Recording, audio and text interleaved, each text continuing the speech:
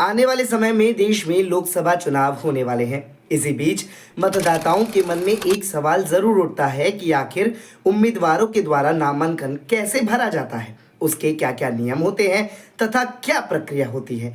तो आज हम आपको इसी प्रक्रिया और नियम के बारे में पूरी जानकारी देने वाले हैं। लेकिन इससे पहले आप हमारी इस वीडियो को लाइक कर लीजिए, शेयर कर दीजिए, सब्सक्राइब कर दीजिए हमारे चैनल मोजो पत्रकार को, जिससे आपको और भी नोटिफिकेशन टाइम टू टाइम मिलती रहे। नमस्कार, स्वागत है आपका मोजो पत्रकार में। मैं हूं आपके साथ उद्देश्य मंगल। आपको बता दें कि देश में लोकसभा चुनाव की डुगडुगी बज गई है। देश की 543 लोकसभा सीटों पर चुनाव का शंखनाद हो गया है। चुनाव आयोग की ओर से तारीखों का ऐलान होते ही जिला स्तर पर चुनावी तैयारियां भी शुरू कर दी गई है। जिला प्रशासन की ओर से तमाम चुनावी तैयारियों को अंतिम रूप दिया जा रहा है।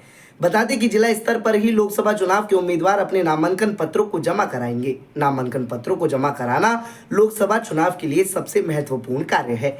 इसके तहत उम्मीदवार अपने नाम को चुनाव आयोग के समक्ष रजिस्टर करते हैं। वे दावा करते हैं कि लोकसभा चुनाव के मैदान में वे जनता का वोट हासिल करने के लिए सही दावेदार है। देश में लोकसभा चुनाव का बिगुल बजने के बाद 20 मार्च से नामांकन फॉर्म भरे जाने की प्रक्रिया भी शुरू कर दी गई है।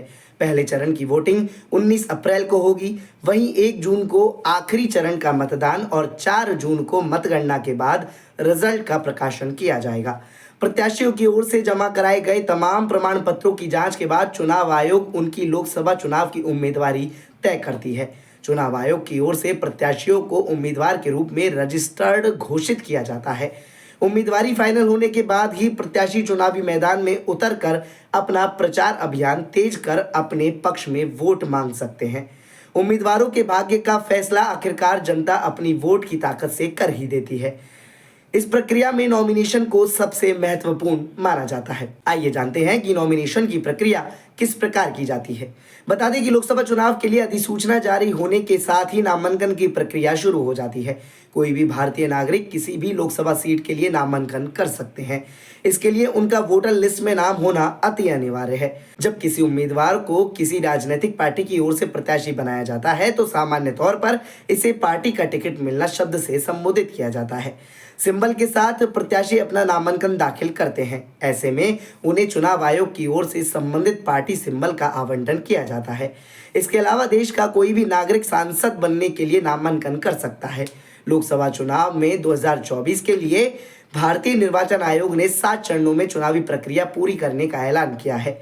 अलग अलग लोकसभा सीटों के लिए निर्वाची पदाधिकारी और ऑब्जर्वर्स की नियुक्ति भी कर दी गई है। उम्मीदवार जिला निर्वाचन अधिकारी के कार्यालय में पहुंचकर नामांकन फॉर्म जमा करा सकते हैं।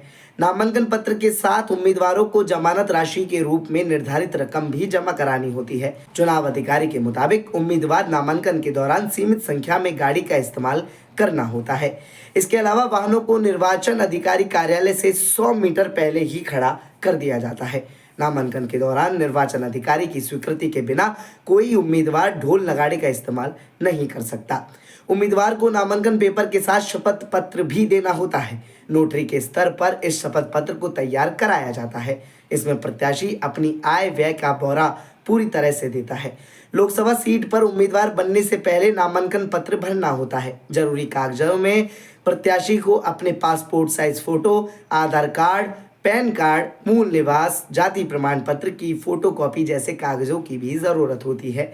विधायक बनने से पहले नामांकन पत्र में अपनी चल अचल संपत्ति का ब्यौरा, पत्नी और आश्रित बच्चों की भी आय व्यय एवं लोन की पूरी जानकारी देनी पड़ती है। इसके अलावा उम्मीदवारों के कितने हथियार है, कितने जेवर है और शैक्षणिक जानकारी भी देनी होती है।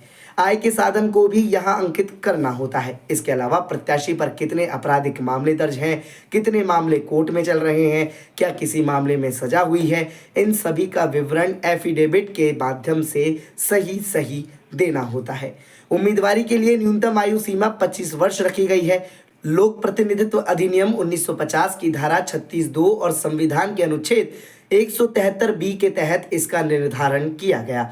तो ये थी वो प्रक्रिया जिसके तहत नामांकन भरा जाता है। आपको ये जानकारी कैसी लगी, अपना जवाब हमारे कमेंट बॉक्स में ज़रूर दीजिएगा। बने रहिए मोजो पत्रकार के साथ। नमस्कार।